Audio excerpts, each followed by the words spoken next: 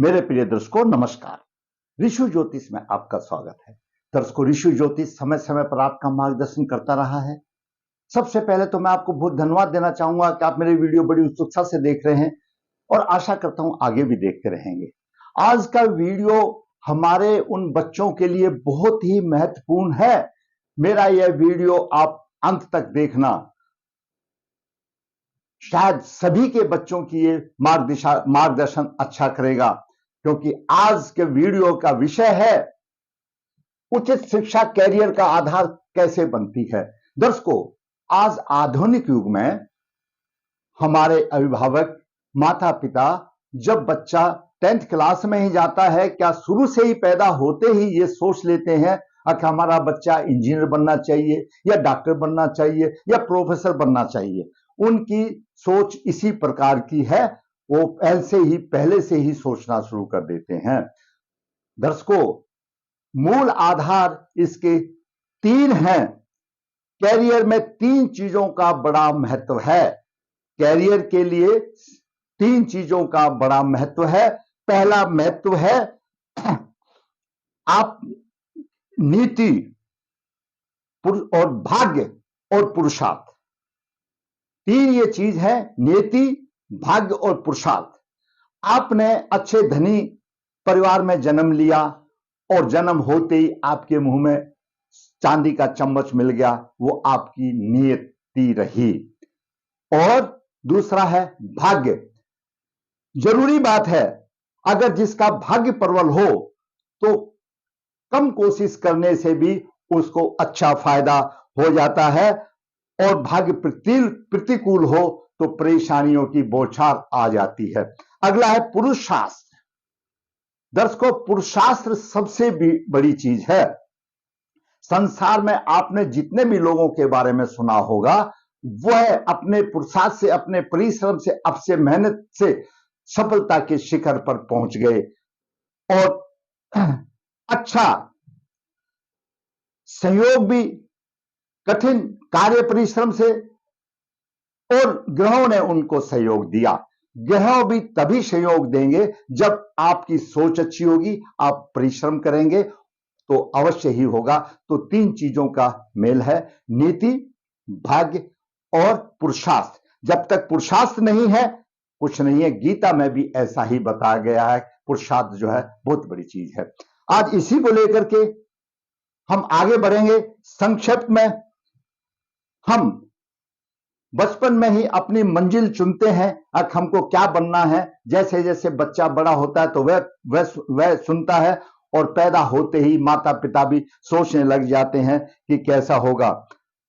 आपके अंदर कठिन परिश्रम, कार्य के प्रति लगाव, और फिर आपके ग्रह आपकी मदद करते हैं। ये हर एक चीज का संगम है। आपके अंदर कठिन परिश्रम भी होना चाहिए, उसके लगाव भी होना चाहिए, और ग्रहों की अनुकूल स्थिति भी होनी चाहिए, तो आप अपनी मंजिल पा सकते हैं। मैंने कई बार पिछले वीडियो में आपको बताया, एक वीडियो तो मुझे याद है, पंचम भाव में मेष राशि में राहु, वो ऐसा होता है जो आपने शिक्षा ली है उसके विपरीत आपको कार्य व्यवसाय देता, शिक्षा का कोई फायदा नहीं होता। तो दर्शकों, आज आधुनिक है। पहले युग में क्या था, शिक्षा एक ज्ञानवर्धक मिलती थी। गुरुकुल में पढ़ते थे, वहां पर दिमाग को ज्ञानवर्धक बनाया जाता था, एक संस्कारी बनाया जाता था, माता पिता से दूर रहता था। लेकिन आज टोटल ही शिक्षा आधार हमारे कैरियर का बन गई है, क्योंकि हम अपना आज के कैरियर की भी कोई गिनती नहीं है। दिन रात कोई ना कोई ब्रांचेस होती रहती हैं। तो आखिर हम क्या चाहते हैं, क्या बनना चाहते हैं, हमारे कुंडली के ग्रह क्या करते हैं, अगर उसके अनुरूप आप शिक्षा का चयन करेंगे कार्य के, तो आपको उसी कैरियर में सफलता मिलने के योग बनेंगे। तो इसलिए आज ये महत्वपूर्ण वीडियो का मैंने शीर्षक रखा है, उचित शिक्षा कैरियर का आधार बनती है। उचित शिक्षा, उचित, आपने अगर अपने ग्रहों के हिसाब से उचित शिक्षा अपने बच्चे के लिए चयन की है तो वह उसके कैरियर की नींव डाल दी जाती है। उसी के विषय में हम विचार करेंगे। दर्शकों, आपका लगन कोई भी हो, आपका लगन यहां से कोई भी हो, लगन का तो अपने आप में महत्व है। लग्नेश बलवान होना चाहिए, लगन भी बलवान होना चाहिए, तभी तो उसको प्रभाव मिलेगा। अब हम कुछ और भी कई योग हैं आकलन के लिए जो इस कुंडली में अप्लाई हो सकते हैं। मैं सिर्फ उन्हीं का ही वर्णन करता हूं, और वो है सिर्फ इंजीनियर के योग। डॉक्टर के भी होते हैं, वकील के भी होते हैं, लेकिन इस बालक की कुंडली मैंने अभी कल ही समाप्त की है लिख करके, तो उसकी पूरी रूपरेखा मेरे दिमाग में है। तो इस बालक के इंजीनियर बनने के योग जो है वो इसकी कुंडली में किस प्रकार बताएंगे, मैं आपको इंजीनियर बनने से ही संबंधित आज बता पाऊंगा, तो बहुत ही बड़ा विस्तृत वो है।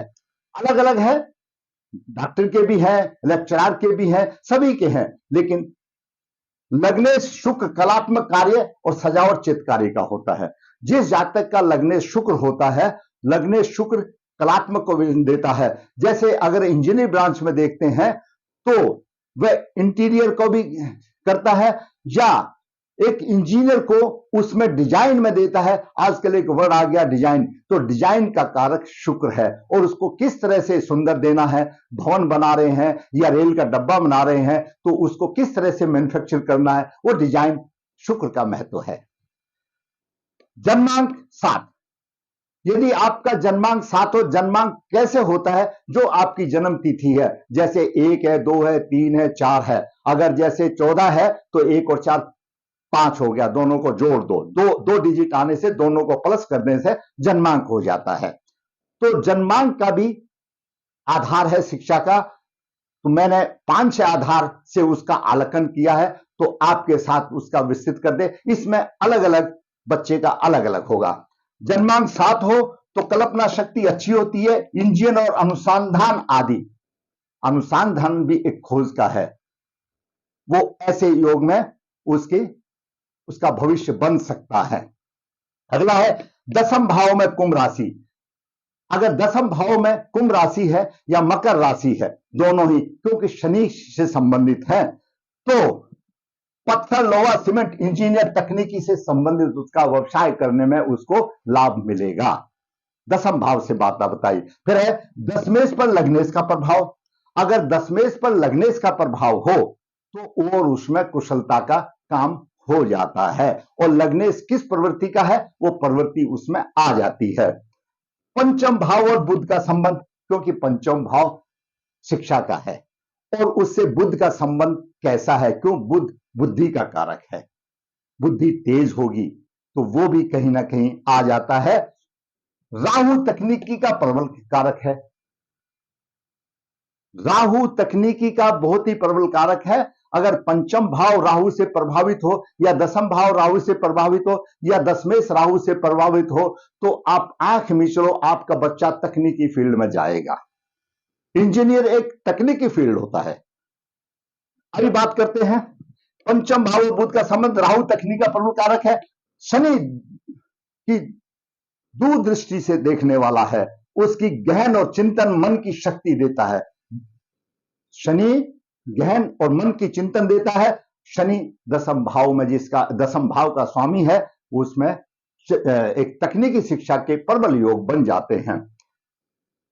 अगर शनि वृश्चिक राशि में हो, अब है हमारी 12 राशियां हैं, और अगर शनि प्रभावित कुंडली है, शनि वृश्चिक राशि में हो, तो खाद्यान्न, धातु उत्पादन और इंजीनियर जैसे उद्योग में उसको सफलता मिलने के चांस हो जाते हैं।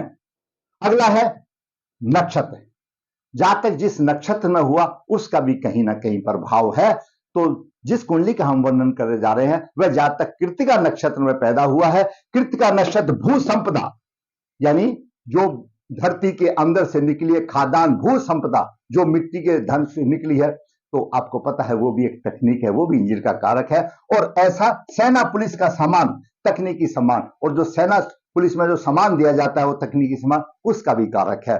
तो ये मैंने 7 पॉइंट संबंधित कुंडली से मैंने निकाले, क्योंकि मैंने उसका अध्ययन करके अभिभावक की कुंडली मैंने भेज दी बना करके, हाथ लिखित पत्रिका जो कि मैं हमेशा बताता हूं। तो इन 7 पॉइंटों में ये मुख्य पॉइंट है, और इसमें कहीं ना कहीं ये रुझान आता है अगर जातक तकनीकी शिक्षा के कारण है, अच्छे हैं। दूसरा, दशमांश का भी महत्व है।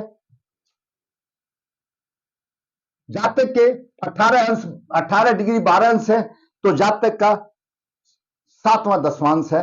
कुबेर दशवांश बोला गया है, और कुबेर दशवांश में धन संपदा की कोई कमी नहीं होती है। तो यह भी मैंने आपको बताया, कुबेर भी मैंने देखा है। आगे मैंने इसका अध्ययन नवास का भी किया है। यहां पर विस्तृत वर्णन करना उतनी देर तो बड़ा मुश्किल है, क्योंकि एक इतनी लंबी कुंडली का मैं सिर्फ आपको एक टेल ही बता पाऊंगा। उम्मीद करता हूं आपका इससे ज्ञान बढ़ेगा। आप ध्यान से ना, जिसको भी कोई ऐसा शक सवाल हो कमेंट्स में लिखना, आपका ज्ञान वृद्धि करना मेरा काम है। दर्शकों, आज का विषय है उचित शिक्षा कैरियर का आधार बनती है। आप अगर बालक के लिए उचित शिक्षा का चयन करते हैं उसकी कुंडली के आधार पर, तो उसको कैरियर का वो बेस बन सकती है, उसके ऊपर उसका अच्छा फायदा हो सकता है। जातक का जन्म 7 नवंबर 2014 कृष्ण पक्ष 1 कृतिका चरण 4 शुक्रवार को हुआ। अभी बच्चा कितने साल का है? 9 साल का। माता पिता को तो मैं तो बताया ना, पैदा होते ही चिंता लग जाती है, अगर हमारा बच्चा क्या बनेगा। हम पूछ लेते हैं गुरुजी से, हम इसे कोई छवि की बात है तो मैं भी उसी में हूं, आप भी उसी कैटेगरी में आते हैं। जातक का जन्म वृश्चिक लगन में हुआ। वृश्चिक लगन के 18 अंश विराजमान है। तृतीय भाव में गुरु उच्च राशि में 27 डिग्री लेकर के विराजमान है।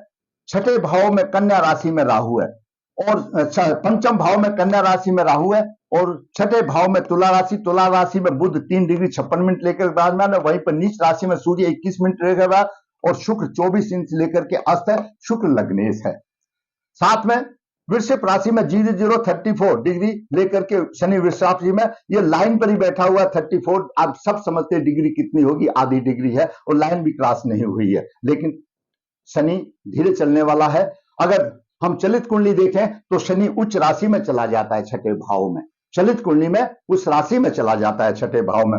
9वें भाव में धनु राशि में मंगल है, 14 डिग्री लेकर विराजमान है। वहीं पर एकादश भाव में मीन राशि में केतु 23 डिग्री लेकर विराजमान। द्वादश भाव में मेष राशि का चंद्रमा 29 डिग्री लेकर विराजमान है। यह ग्रह की स्थिति रही। दर्शकों, पहले थोड़ा सा 2 मिनट कुंडली के बारे में छोटी सी जानकारी कर लेते हैं। वृषभ लगन के स्वामी शुक्र हैं, तो ये तो सबको विदित है, जिसके स्वामी शुक्र है वह जातक सुंदर शरीर का होगा, पुरुषार्थी होगा, बलिष्ठ होगा, आत्मविश्वासी होगा, उसकी आंखें सुंदर होंगी, बालक तेजस्वी होगा, व्यक्तित्व उसका चुंबकीय होगा, लोग बरबस उसकी तरफ खींचे चले आते हैं, स्वभाव गंभीर भी होगा, थोड़ा बोलकर वे बहुत कुछ कह जाते हैं, और निरंतर कार्य करते रहने की उनकी आदत होती है। किसी भी कार्य को रोजनाबद्ध से कार्य करते हैं। अगर भूलवश कोई अनुचित कार्य हो भी जाए तो बहुत पछताते हैं। शुक्र लग्नेश छठे भाव में अपनी राशि में है, अपनी राशि में है, तुला राशि में, कोई बात नहीं, लेकिन अस्त हो गया, ये बड़ी बात है। अब बात करते अगर हम बात करें तो तुला राशि में ऐसा बालक अपने संबंधियों से, अपने परिवार कुटुंब रिश्तों से व्यर्थ में ही नाराज होता है, और बालक का स्वास्थ्य हमेशा कमजोर होता है, क्योंकि लग्नेश छठे भाव में है। परंतु बालक चतुर होता है, क्योंकि तुला राशि है। तुला राशि दैत्य गुरु शुक्राचार्य जी की राशि है, वो चतुर थे तो उसका प्रभाव आता है, वह चतुर होता है, स्वास्थ्य हमेशा कमजोर होगा। ऐसा बालक संबंधियों से व्यर्थ नाराज होता है, और भौतिक सुख साधन किसी न किसी प्रकार को जुटा लेता है। सप्तम दृष्टि द्वादश भाव को देख रहा है, शुक्र तो सब तो खर्चे का कारण है, और वह ऐसा बालक कपड़े पहनने का बहुत शौकीन होता है, खर्चीला होता है, बहुत ही अधिक खर्चीला होता है। शुक्र अस्त है, यहां पर यह प्रॉब्लम आ गई। अब बात करते हैं सूर्य की, उसके बाद लास्ट में विचार करेंगे। सूर्य चतुर्थ भाव का स्वामी है। चतुर्थ भाव माता भूमि मकान का है, और छठे भाव में नीच राशि में है। घर में चैन नहीं, बाहर नहीं, बाहर खर्चा। घर का स्वामी नीच राशि में हो गया तो चैन कहां से होगा, और बाहर खर्चा होगा, बाहर भी चैन नहीं। माता पिता और राज्य की तरफ से कमजोर, क्यों? सूर्य पिता का कारक है और प्रशासन का कारक है।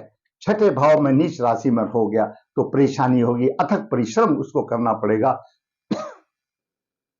माता का स्वभाव बालक के अनुरूप नहीं होगा, और घर में परेशानी एवं सुख की कमी होती है। परंतु नवास में शुक्र उच्च राशि में है, इसलिए बालक को खूब अच्छा मजा आएगा, हर चीज की उसको सहूलियत मिलेगी। क्योंकि जो यहां पर नीच राशि में नवास में उच्च राशि हो जाते हैं तो उसका निश्चय तो खत्म हो जाता है, और वो नवास में सूर्य 21 डिग्री है, तो नवास में एकादश भाव में मेष राशि का सूर्य है, धन की कोई कमी नहीं होगी, इसकी अदा नवास में निकल जाती है।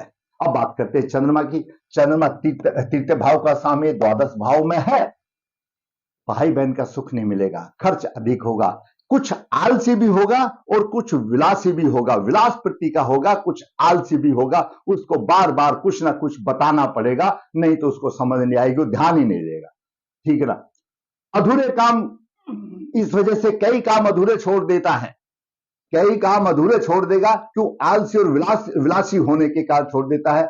ऐसे जातक को नेत्र रोग जल्दी हो सकते हैं, ध्यान रखना चाहिए, परंतु ख्याति भी मिलेगी, ख्याति भी मिले। अब बात करते हैं मंगल की।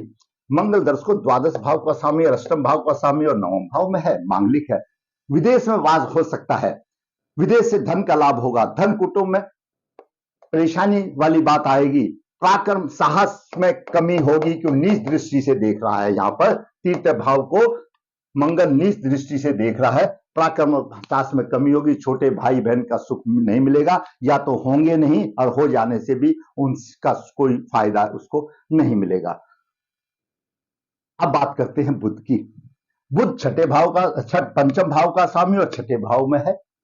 शिक्षा में अवरोध आएंगे, जब पंचम भाव का स्वामी छठे में चला गया तो अवरोध आएंगे, शिक्षा में अवरोध आएंगे, संतान संबंधित परेशानी होगी, योग संतान नहीं होगी, धन और कुटुंब के विषय में कष्ट होगा, क्योंकि बुध धन का स्वामी है, द्वितीय भाव का स्वामी है, पंचम भाव का स्वामी है, तो धन के विषय में भी परेशानी आएगी, धन उसका व्यर्थ खर्च होगा, बेकार का खर्च होगा, उसका कोई मतलब नहीं। ऐसे जातक को चर्म रोग आदि हो सकते हैं। अब बात करते हैं गुरु की। दर्शकों गुरु कुंडली में अष्टम भाव का स्वामी है और एकादश भाव का स्वामी है। गुरु अकारक है, अपनी उच्च राशि में है गुरु, पराक्रम और भाई बहन के सुख में कुछ वृद्धि तो करेगा, लेकिन मंगल यहां नीच दृष्टि से देख रहा है, कमी भी हो जाएगी। और नवम सप्तम दृष्टि से नवम भाव को देख रहा है नीच दृष्टि से, यहां पर भाग्य की हानि हो जाएगी, भाग्य की हानि हो जाएगी, क्यों? गुरु 27 डिग्री लेके बैठा हुआ है, भाग्य की हानि करेगा। पंचम दृष्टि से यहां पर पत्नी के भाव को, जीवन साथी के भाव को कर रहा है, तो जीवन साथी का अच्छा सुख मिलेगा। सप्तम दृष्टि से भाग्य की हानि करेगा और नवम दृष्टि से आमदनी अच्छी होगी, क्योंकि अपनी राशि को देख रहा है, अपनी राशि को देख रहा है। अभी यह गुरु तक का यही। अभी बात करते हैं शनि की। शनि वृषभ लगन के लिए प्रबल कारक है, नवम भाव का स्वामी और दसम भाव का स्वामी सप्तम भाव में है, केंद्र में है, अच्छी बात है। नवम भाव का स्वामी केंद्र में है, त्रिकोण का स्वामी केंद्र में, अच्छी बात है। दसम भाव का स्वामी, केंद्र का स्वामी केंद्र में है, ठीक है, ये तो एक राजयोग है ही। और लगन को देख रहा है, ऊंचा उठाएगा, भाग्य की शक्ति से ऊंचा उठाएगा लगन को। तीसरी दृष्टि से अपने भाव को देख रहा है, भाग्य को प्रबल करेगा। भाव सुन लो पूरा। शनि तीसरी दृष्टि से भाग्य को देख रहा है, भाग्य में प्रबल करेगा, ऊंचा उठाएगा, लगन को प्रभावित करेगा। दसम दृष्टि से यहां पर माता के भाव को देख रहा है, माता के सुख में कुछ ना कुछ परेशानी देगी। लेकिन यहीं पे मैं बात बता दूं, शनि तो मृत अवस्था में फल क्या देगा? शनि भाग्य से दसवें से मृत अवस्था में है, शनि को बलवान करना पड़ेगा। जो मैंने बताया है, जो प्रभाव मिलेगा वो शनि को बलवान करने के बाद ही मिलेगा। बलवान हम कर सकते हैं, वो कोई बात नहीं, मैंने हमेशा बताता हूं, अगर मकान की दीवारें अच्छे हैं तो कलर लगाया जा सकता है, तो ठीक है, आया है मृत अवस्था में इसके लिए परिश्रम किया जा सकता है, और इंसान का फर्ज है परिश्रम ही करना। अब बात करते हैं राहु की। दर्शकों राहु कन्या राशि में पंचम भाव में है, विद्या बुद्धि अच्छी उन्नति करने के बाद भी विद्या बुद्धि में अच्छी उन्नति होगी, और पंचम भाव से भाग्य भाव को देख रहा है, भाग्य भाव में अवरोध आएंगे, परेशानी आएगी, अवरोध आएंगे। नवम दृष्टि से लगन को देख रहा है, स्वास्थ्य कमजोर होगा और दिमाग में कुछ कमी और परेशानियां आएंगी, उनका अनुभव होगा। एक तरफ राहु यहां पर विद्या बुद्धि तो दे रहा है, भाग्य में अवरेध दे रहा है, लेकिन लगन को देख रहा है तो दिमाग में कुछ कमी होगी, अस्थिर दिमाग करेगा, परेशानियों का होगा, तो और स्वास्थ्य कमजोर होगा। सप्तम दृष्टि से आमदनी के भाव में उतार चढ़ाव होगा। राहु दे तो रहा है लेकिन यहां दे रहा है, और केतु का प्रभाव करते हैं, उसके बाद आपको कंक्लूजन बताएंगे। केतु एकादश भाव में है, आमदनी के क्षेत्र में परेशानी आएगी, परंतु कुछ लाभ भी मिलेगा। आशावादी होगा, हिम्मती होगा, धैर्यवान होगा, चतुर्थ भी होगा, परिश्रम भी होगा, वो कोई कमी नहीं होगी, परंतु संतान संबंधित परेशानी आएंगी। और केतु की पंचम दृष्टि यह गुरु को पीड़ित कर रही है, गुरु पीड़ित हो रहा है, छोटे भाई बहन और पराक्रम में कमी का कारण बनेगा। नवम दृष्टि से यहां पर जीवन साथी से अनबन का योग बनता है। यहां पर केवल एक जीवन साथी का अनबन गया, वो तो चलता रहता है। ये मैंने ग्रहों का प्रभाव बताया। अभी देखिए दर्शकों, लग्नेश शुक्र कलात्मक कार्य, सजावट, चित्रकारी आदि का है, लग्नेश शुक्र है, अस्त तो है लेकिन दशमेश के साथ है। शुक्र 24 डिग्री पर है और दशमेश के 0034 यानी 6 डिग्री दूरी पर है। शनि के ऊपर शुक्र का प्रभाव है, दोनों ही अस्त है लेकिन दोनों पर प्रभाव है। शुक्र को भी बलवान करना पड़ेगा, शनि को बलवान करना पड़ेगा, तो हमको ये मिल जाएगा। जन्मांक में 7 नवंबर का है तो जन्मांक 7 हुआ। जन्मांक 7 के अनुसार अंक ज्योतिष के हिसाब से कल्पना शक्ति अच्छी होगी, अच्छा इंजीनियर और अनुसंधान आदि का रुझान बनेगा। तो वो जन्मांक 7 है बच्चे का, किसी का भी जन्मांक 7 हो वो उसका ऐसा ही होगा। दसम भाव में कुंभ राशि है, दसम भाव में कुंभ राशि है, पत्थर, लोहा, सीमेंट, इंजीनियर, तकनीकी रुझान देता है, तो ये भी अपने आप में क्लियर हो गया। दशमेश पर लग्नेश का प्रभाव, वो मैंने यही बता दिया। लग्नेश प्रभाव, लग्नेश पर दशमेश का प्रभाव कुशल तकनीकी डिजाइनर होगा, क्योंकि शुक्र जो है ना डिजाइनर का कारक है। जैसे आर्किटेक्ट के लिए शुक्र का अच्छा महत्व है, बुध का भी महत्व है, शनि का भी महत्व है, वो भी सब पार्ट ऑफ इंजीनियर है, तो उसमें भी अच्छा डिजाइनर बनेगा। पंचम भाव और बुध का संबंध, पंचम भाव से बुध का संबंध है, बुध पंचमेश है। राहु तकनीकी का प्रबल कारक है, राहु पंचम भाव में बैठा है। शनि दूरदृष्टि, गहन चिंतन मनन की शक्ति देता है। शनि दसम भाव का स्वामी है, प्रभाव देगा, लेकिन अभी मृत अवस्था में अस्त है तो कैसे देगा। अभी बात करें शनि वृश्चिक राशि में, शनि वृश्चिक राशि में इसके प्रभाव से जातक खाद्यान्न और धातु के उत्पादक, इंजीनियर उद्योग में अपना सहयोग दे सकता है, तो ये भी पॉइंट खत्म हो गया। जातक का कृत्तिका नक्षत्र है, तो नक्षत्र का भी प्रभाव जातक के ऊपर होता है। ऐसा जातक भू संपदा आप सब पता है, खाद्यान्न जिसको बोलते हैं, उधर से कितना निकलता है, उसमें भी इंजीनियर का काम है। सेना पुलिस का सामान, तकनीकी सामान देने में रुझान हो सकता है। ये सारे मैंने 7 पॉइंट आपको बताए, इसकी कुंडली को देख करके ऐसा बालक तकनीकी शिक्षा प्राप्त कर सकता है। अभी तकनीकी शिक्षा का स्कोप मेरे दर्शकों इंजीनियर भी होता है और इंजीनियर के नीचे काम करने वाला भी होता है। जैसे किसी हॉस्पिटल में डॉक्टर भी होता है, तो कंप्यूटर भी होता है, तो सफाई वाला भी होता है तो हॉस्पिटल है तो रोगियों के कल्याण के लिए, है तो दर्दी के लिए। इसी तरह से यहां पर है, इस कुंडली को जितना हम बलवान करेंगे उतनी ही बलवंता उसको मिल पाएगी। ग्रह योग ये बता रहा है करेगा तकनीकी काम, इसमें कोई डाउट नहीं है, लेकिन अगर इनको बलवान कर लिया जाएगा तो पंखे के नीचे बैठेगा, और कमजोर रह जाएंगे तो वेल्डिंग राड पकड़ के वेल्डिंग करेगा। मैं एक एग्जाम्पल की बात बता रहा हूं, एक वर्कर बनेगा, ऐसा बोल लो, एक वर्कर बनेगा। कहां हमने विचार करना है, राहु पंचम भाव में लगन पर दृष्टि है, इनका कोई पुरुष अतिरिक्त आत्मा में है, जिसकी वजह से लगन दूषित हुआ, उसका लगन डिस्टर्ब है, माइंड डिस्टर्ब है, माइंड डिस्टर्ब हो जाता है। कैचिंग पावर बहुत है, राहु की कैचिंग पावर बहुत है, लेकिन लगन कमजोर होने से याददाश्त कम हो जाती है। और जैसा कि मैंने आपको बताया कि राहु दिमाग में कुछ कमी और परेशानी ला देता है, कम हो जाता है। दूसरी तरफ लग्नेश अस्त है, जब लग्नेश अस्त है तो कहां से होगा, लग्नेश को बलवान करना पड़ेगा। गुरु अपने आप में है, ठीक है, उच्च राशि का है, लेखन शक्ति अच्छी है, हो जाएगी। मंगल और ये केतु पीड़ित कर रहे हैं, उसका उपाय, केतु का उपाय कर लेना अच्छी बात है। ये केतु है तो वैसे भी उसकी लेखन शक्ति अच्छी होगी, और केतु गुरु को पीड़ित कर रहा है, उपाय करने से और वो अपनी विचारधारा को और प्रकट कर सकेगा। दर्शकों, अभी इसमें मैंने अपने एनालिसिस में ये निचोड़ निकाला कि ऐसा जातक तकनीकी कार्य कर सकता है। अब इसको बलवान करने वाली बात, शुक्र लग्नेश है, लग्नेश का रत्न धारण करना पड़ेगा।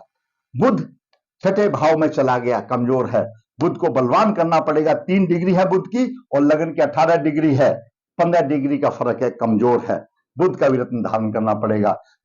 शनि मृत अवस्था में है, शनि भाग्येश और दशमेश है, इस जातक को तीनों रत्न धारण करने पड़ेंगे।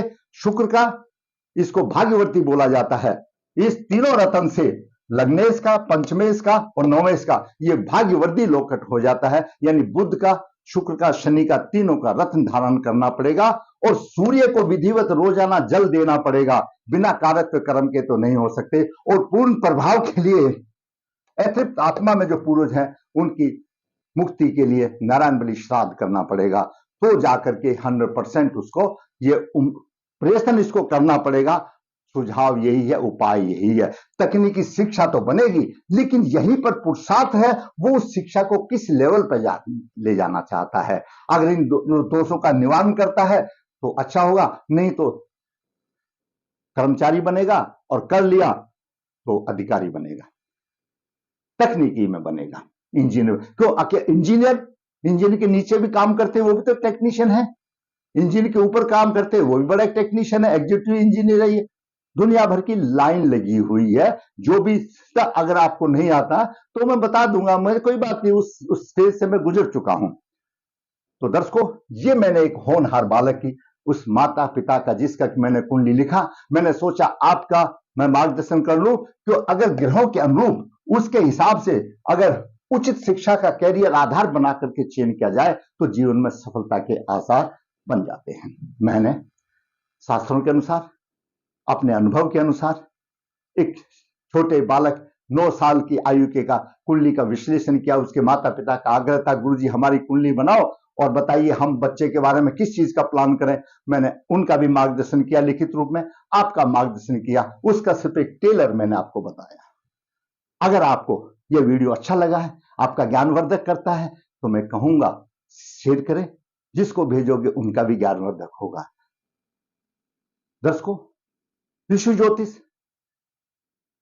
नर्मदा जी के तट के नजदीक है। यहां पर काल सर्दोष पितृदोष की पूजा की जाती है। जो इच्छुक है संपर्क कर सकता है। ऋषि ज्योतिष हाथ से पत्रिका लिखता है, निचोड़ देता है, सूक्ष्म कुंडलियों भी बना करके वर्ग कुंडलियों में आधार लेकर निचोड़ देता है। जो इच्छुक है संपर्क कर सकता है। ऋषि ज्योतिष कन्या भाव के लिए गुरु मिलान बिना किसी शुल्क के राह आसान करने के व्हाट्सएप करके भेजता है। जो इच्छुक है फायदा उठा सकता है। मैं कहूंगा अगर मेरा वीडियो आप समझते हो किसी के ये मार्गदर्शन के लिए है, तो भाई आप जरूर कमेंट्स में कुछ तो लिखो, ताकि मेरा भी प्रोत्साहन बढ़े। और जिस दर्शक ने मेरा चैनल सब्सक्राइब नहीं किया, सब्सक्राइब करें। आपको मेरी वीडियो की नोटिफिकेशन सबसे पहले पहुंचेगी, और मेरा सब्सक्राइब हो जाने से मेरा भी मनोबल ऊंचा होगा, और मैं इसी प्रकार वास्तविक कुंडलियां बना करके आपका मार्गदर्शन करता रहूंगा। धन्यवाद।